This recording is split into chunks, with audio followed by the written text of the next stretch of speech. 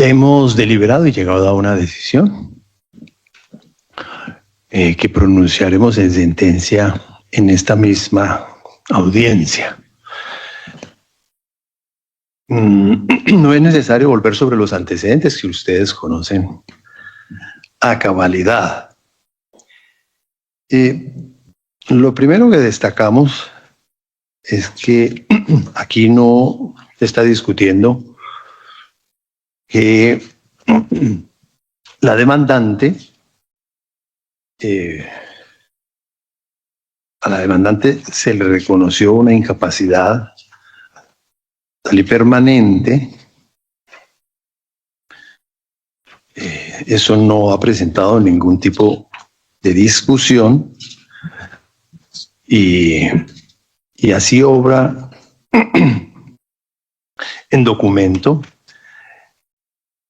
que refiere que se estructuró el 16 de mayo de 2018 y que le fue notificado el 18 de mayo de ese mismo año. Ese es el punto de partida.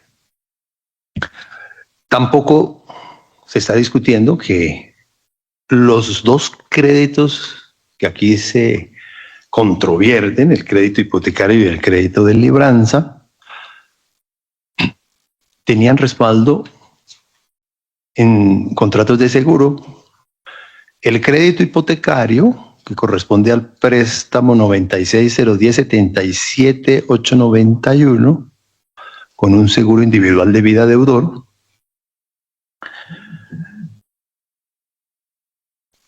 respaldado por la póliza terminada en 5030, y el crédito de libranza, ese por seguro de vida grupo deudores, con la póliza terminada en 418848. La discusión inicial que aquí se presenta es si estos seguros incluyeron el amparo de incapacidad total y permanente. Y la sala concluye que sí, que estos dos seguros incluían ese amparo, y las razones son sencillas o relativamente sencillas. En primer lugar, porque en los documentos que allegó la propia aseguradora al proceso por requerimiento oficioso en esta instancia, según certificados de 12 de noviembre de este mismo año, en ellos se precisa que tanto el seguro vida grupo deudor, en la póliza que ya he referido, vinculado al crédito de libranza, se incluía el amparo de incapacidad total y permanente por un valor asegurado de 72.400.000 pesos. Y lo mismo sucede frente al crédito hipotecario. La certificación puntualmente precisa que se incluyó la siguiente cobertura: incapacidad total y permanente por un valor asegurado de 119.247.941,51. Entonces, existen documentos de la propia aseguradora en los que expresamente acepta que se incluyó esa cobertura.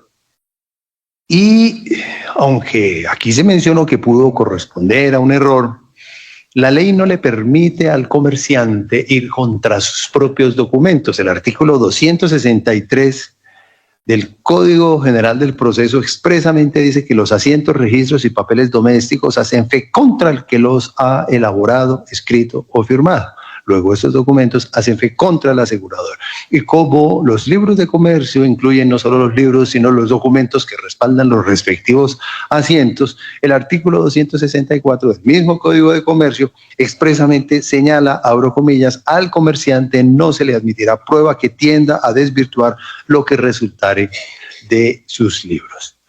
A eso se agrega que, sin desconocer ese documento de octubre del año 2015, en el que pareciera que se hubiese hecho una exclusión general del amparo por incapacidad total y permanente para todos los seguros de vida, grupo deudores que llegase a tomar la demandante con posterioridad a esa fecha, el comportamiento de la aseguradora, incluso frente a los seguros de vida, grupo deudores en relación con otros créditos, revela lo contrario, pues la propia aseguradora admite, y así también se reconoció en la demanda, que otros créditos a cargo de la demandante sí fueron pagados por cuenta de la materialización de ese específico riesgo de incapacidad total y permanente. Luego, el comportamiento de la aseguradora también evidencia el cubrimiento, o mejor, la cobertura de ese específico riesgo. En este punto, que no se olvide que de conformidad con las normas sobre el consumidor financiero, específicamente la ley 1328, el artículo 3º, literal E, allí se precisa en relación con la administración de los conflictos de interés que se susciten entre los clientes, usuarios y las entidades del sector financiero, que estas instituciones tienen que resolver esos conflictos, y abro comillas, velando porque siempre prevalezca el interés de los consumidores financieros. Luego, si la aseguradora obró en contravía de ese documento del año 2015, siniestrando las pólizas, y si además los documentos aportados aquí en certificaciones revelan que sí se incluyó esa cobertura por incapacidad total o permanente, la sala no tiene otra opción que concluir con fundamento en estas normas y en las pruebas allegadas que las dos pólizas sí incluyen el amparo de incapacidad total y permanente. Muy bien. Se ha suscitado una discusión sobre el tema de reticencia, de si hubo o no omisiones de la demandante al momento de declarar el estado del riesgo, como se lo exige el artículo 1058 del Código de Comercio.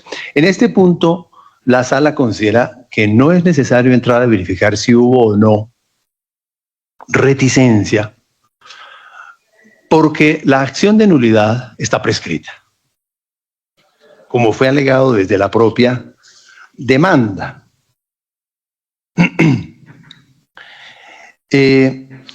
Aquí la sala recuerda lo siguiente.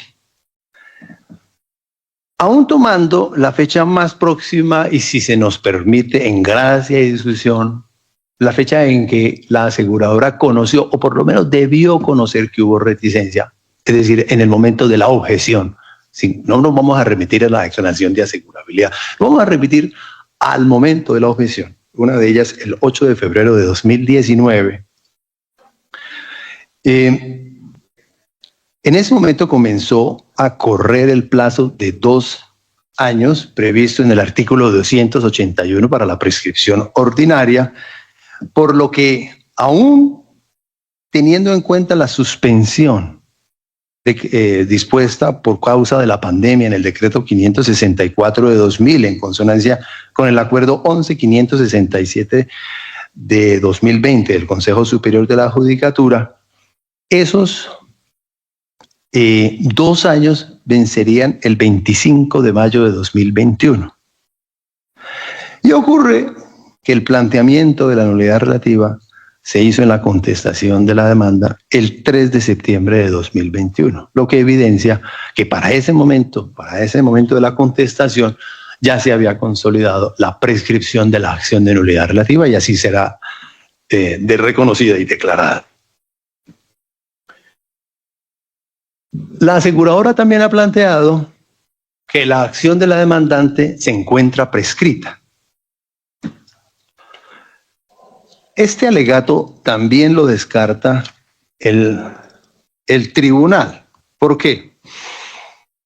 Si la demandante se notificó de la decisión que reconoció su incapacidad total el 18 de mayo de 2018,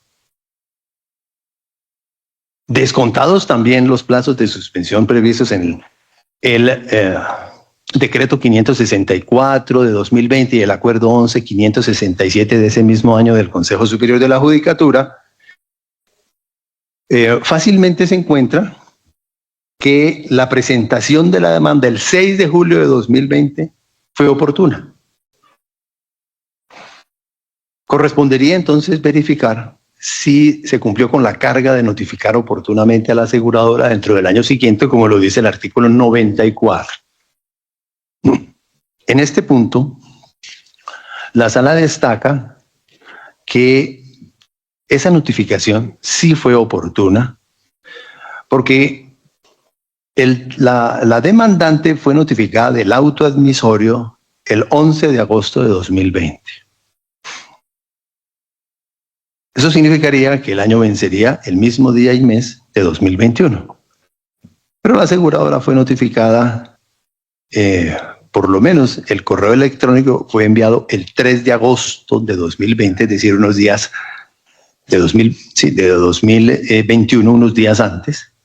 Y si le aplicamos la interpretación más favorable que dice que se entiende notificados transcurridos 2 días, entonces sería el 5 de agosto. Entonces, obviamente, la notificación sí fue oportuna, razón por la cual la demanda sí fue útil para interrumpir el plazo de prescripción. Con estos argumentos, queda claro entonces que no prescribieron las acciones derivadas del contrato de seguro, como se alegó por vía de excepción, que tampoco es cierto, como se alegó en la defensa, que no existiera cobertura respecto del amparo de incapacidad total, que la nulidad relativa por reticencia está prescrita, razón por la cual las pretensiones deben prosperar y en ese sentido el tribunal revocará la sentencia. Ahora bien, como aquí ya se hizo un pago, pues no podemos disponer como se pretendía en la demanda que se hiciera un pago directo al banco. Toca y corresponde acceder a las pretensiones subsidiarias en la medida en que el pago debe hacerse a la propia demandante, quien ya satisfizo las 2 obligaciones a las que se refiere este proceso. Ciertamente ella estaba haciendo un pago de deuda propia. Y claro, hay un pago válido. Pero ese pago debió hacerlo la aseguradora porque se había materializado el riesgo asegurado. Y como se demostró entonces que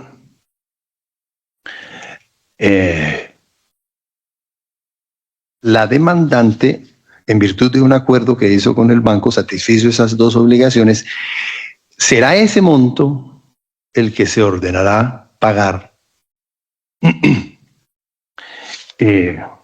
a la señora Luz Aleida Alzate, suma que alcanza los 95.154.323 pesos que corresponden al crédito hipotecario, 88.979.182 pesos, y al crédito de libranza, 6.175.141 pesos. La sala se remite a estos 2 créditos porque es a estos 2 créditos a los que se concretó la demanda y por razones de congruencia no podríamos ir más allá.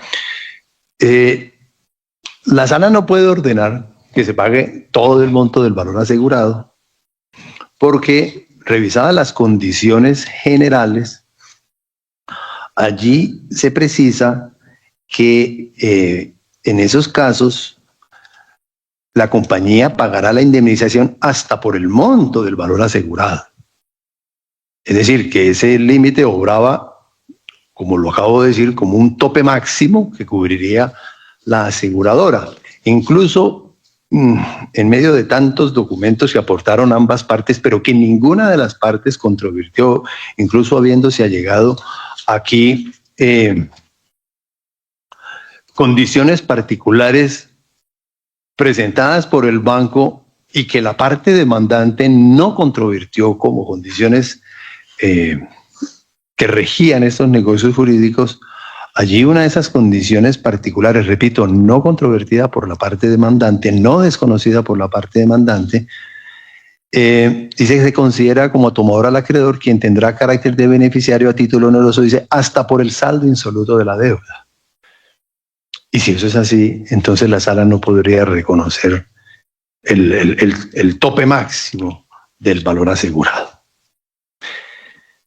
Quedan así también despachadas las excepciones propuestas por la aseguradora y a continuación procede entonces la sala a pronunciar su decisión. En mérito de lo expuesto, el Tribunal Superior de Bogotá, en Sala Primera Civil de Decisión, administrando justicia en nombre de la República de Colombia y por autoridad de la ley, revoca la sentencia de 8 de agosto de 2025 proferida por el Juzgado Segundo Civil del Circuito de Bogotá y en su lugar resuelve.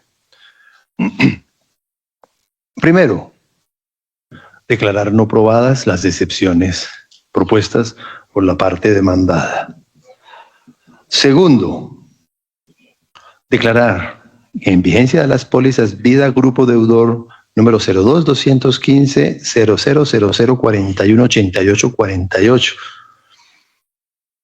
y vida deudor 02-322-0000005030 expedidas por BBVA Seguros de Vida Colombia, que amparaban los créditos números 0013-01-5800-9609-487422 y 0013-0744-4296-010-77-891, respectivamente, ocurrió el siniestro de incapacidad total y permanente de la asegurada Luz Aleida Alzate.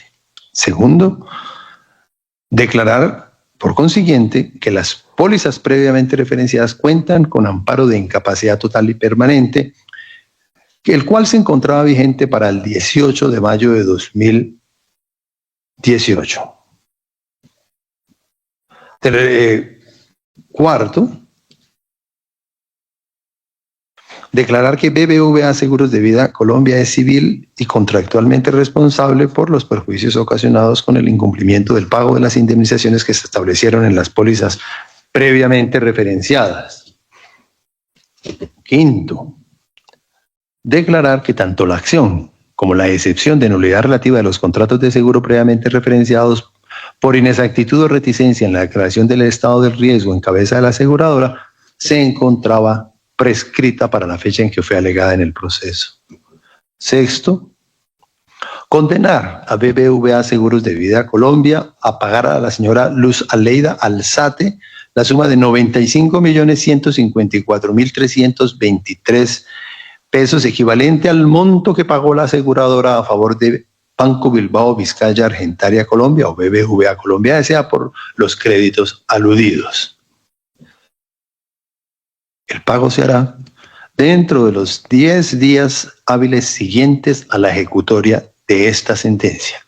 Vencido este plazo y a falta de solución, se causarán intereses moratorios comerciales a la tasa máxima permitida por la ley. Séptimo, condenar en costas de ambas instancias a la aseguradora demandada. El juez fijará las agencias en derecho causadas por la primera instancia. Aquí fijaremos las agencias por lo actuado en segunda instancia.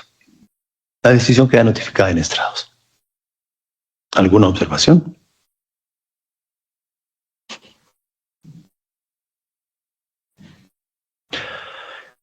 Muy bien, no dándose ni presentándose ninguna observación, como magistrado sustanciador, fijo la suma de 4 millones de pesos por concepto de agencias en derecho causadas en esta segunda instancia, que incluirá la Secretaría del Juzgado en su liquidación de costas.